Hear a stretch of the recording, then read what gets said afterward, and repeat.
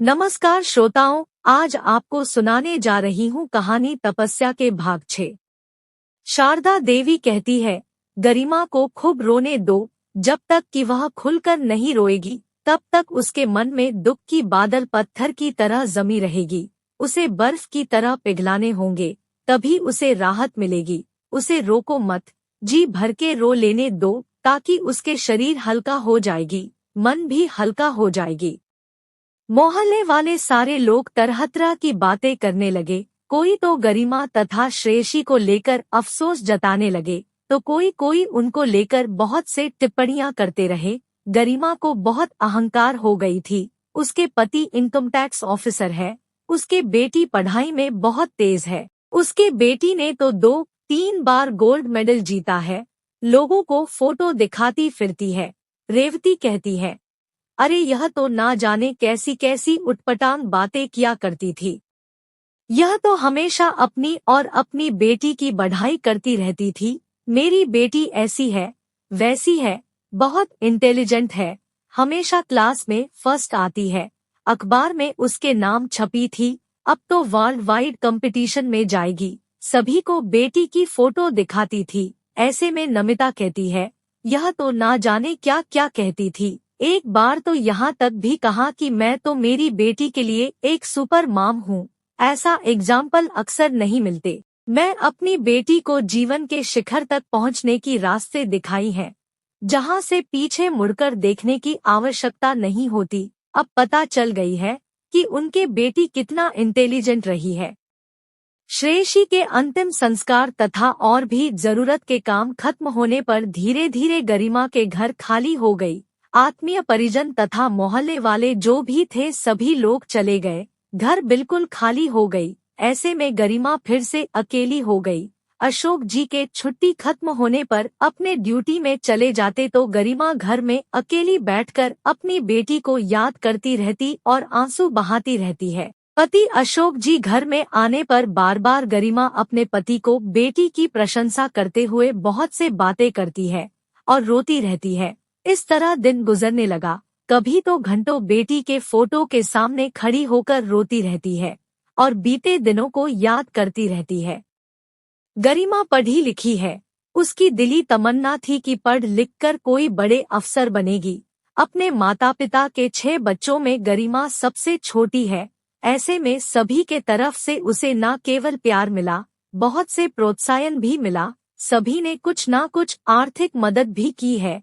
इस तरह से गरिमा अपनी पढ़ाई करते हुए ग्रेजुएशन पूरी की, मगर उसके आगे पढ़ाई करने को मौका नहीं मिल सका। घर वाले ग्रेजुएशन के आगे गरिमा को पढ़ाने को राजी नहीं रहे, क्योंकि गांव में ऊंचे क्लास में पढ़ने की कोई सुविधा न रहने के कारण उसे शहर में जाना होगा। ऐसे में उसने हिंदी भाषा में एमए पास कर ली, जो उसके आकांक्षा की अनुरूप नहीं थी। समय के साथ साथ उसने सिविल सर्विसेज के लिए बहुत से कोशिश करती रही। घर में लोग चाहते हैं कि नौकरी करने के बजाय शादी विवाह करके साथ घर बसा ले, मगर गरिमा है कि उस पर सहमत नहीं है। गरिमा के सामाजिक परिवेश ऐसा नहीं है कि सिविल सर्विसेज में नौकरी हासिल करने को अनुकूल हो। उसमें कामयाबी हासिल करने के लिए उसे शहर में रहकर तैयारी करनी होगी, जिसके लिए गरिमा के चाहने पर भी उसके घर वाले बिल्कुल राजी नहीं होते।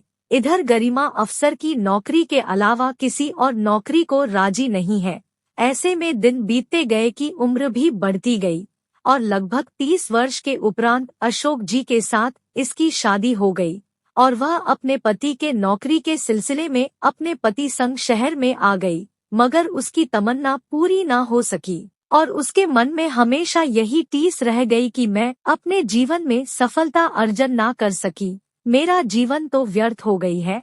इतना पढ़ लिख कर भी मैं अपने जीवन में कुछ नहीं कर सकी और हमेशा दुखी मन से दाम्पत्य जीवन की निर्वाहन करती रही। शादी के बाद भी गरिमा अपनी तरफ से बहुत से कोशिश करती रही ताकि एक ऊंची दर्ज की नौकरी प्राप्त कर सके, मगर बहुत से उठापटक के बाद भी नौकरी हासिल ना कर सकी। तब से गरिमा के मन में यही मानसिकता प्रबल होती चली गई कि मैं अपने बच्चे के साथ ऐसा बिल्कुल नहीं होने दूंगी। किसी भी अवस्था में मैं अपनी बेटी को जीवन के उच्च शिखर तक पहुंचा कर रहूंगी। लगभग 3-4 वर्ष के बीतने के पश्चात गरिमा अपनी बेटी श्रेयसी की मां बन गई। तब से उसके मन में एक ही तमन्ना रही कि मैं तो गांव में रहने के कारण तथा ज्यादा भाई बहन होने के कारण जीवन में कुछ भी ना कर सकी, मगर मैं अपनी बेटी के साथ ऐसा नहीं होने दूंगी। मैं अपनी बेटी को खूब पढ़ाऊंगी, उसे कामयाबी बनाऊंगी ताकि लोग देखते रहेंगे। समय बीतने गया कि अशोक जी के मन में एक और बच्चे की चाहत रहा है। अशोक जी का कहना है कि देखो गरिमा, मेरी माँ हमेशा कहती है कि एक बच्चे की क्या भरोसा है, कब क्या हो जाए। ऐसे में समय रहते हमें 1-2 और बच्चे ले लेना चाहिए, चाहे जो भी हो। अगर बेटा होगा तो अच्छी बात है, 2 भाई बहन हो जाएंगे। अगर बेटी हुई तो भी कोई बात नहीं, 2 बहन हो जाएंगे। कम से कम श्रेयसी को अकेलापन तो नहीं सताएगी ना। एक तरफ जहां अशोक जी बार बार जोर लगाते रहे, वहीं गरिमा एक बच्चे के खिलाफ है। इस बात पर दोनों के बीच में बहुत से खींचतान होती रही, मगर गरिमा है कि अपने पति का किसी भी बातों पर राजी नहीं होती। गरिमा अपनी तरफ से तरह तरह के उदाहरण प्रस्तुत करते हुए पति अशोक पर दबाव बनाती रही कि एक से ज्यादा बच्चे की उम्मीद छोड़ दे। दिन गुजरता गया और जब तक कि बेटी श्रेयसी की उम्र 3 साल की होती है, यह दोनों एक और बच्चे की चेष्टा करते, तब तक गरिमा चुपके से अपनी स्टेरलाइजेशन का ऑपरेशन करवा लिया। अशोक जी को यह बात लगभग 2-3 महीने के बाद पता चला, क्योंकि उस वक्त अशोक जी अपने शहर से बाहर टूर पर गए हुए थे और 2-3 महीने के पश्चात जब घर में वापस लौट कर आए तो पता चला। ऐसे में अशोक जी को जब पता चला तो दोनों पति पत्नी के बीच बहुत सी तनातनी हुई, मगर इसके अलावा क्या कर सकते हैं। मतलब कि गरिमा ने अपने आप पर पूर्ण रूप से प्रतिबंध लगा दिया।